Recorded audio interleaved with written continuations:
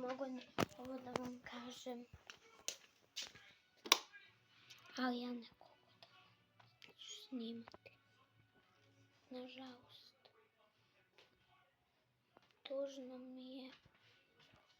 Nadam se da je vama. Ali ja više neću snimati. Ćao ljudi.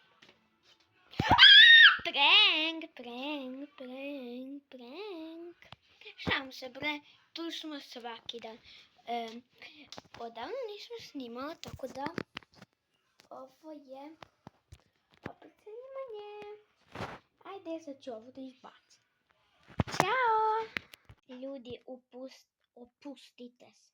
Ja ću uvek snimati i uvek ću biti na YouTube. Tako da, sve. Uvek ću biti na YouTube, tako da znate. Uvek možete. Ja se zovem Darija.